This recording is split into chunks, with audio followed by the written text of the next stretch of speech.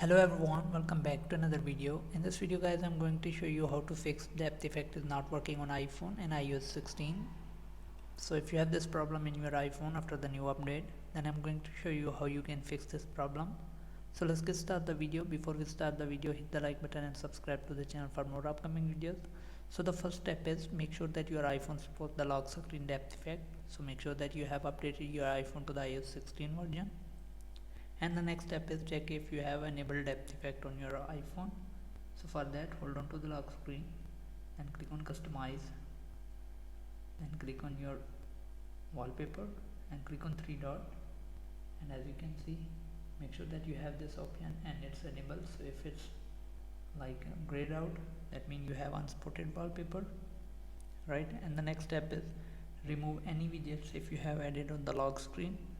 So if you have any widgets on the lock screen, hold on to it, click on customize and make sure that you remove that widgets. So once you are done, and also make sure that you are using wallpaper that supports depth effect. Next step is you can reposition your wallpaper.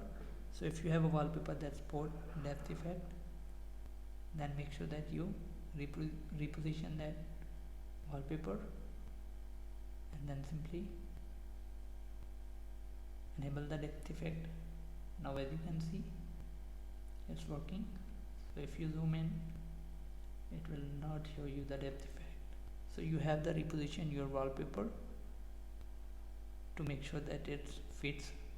If this video helps you, please subscribe to the channel. Thanks for watching.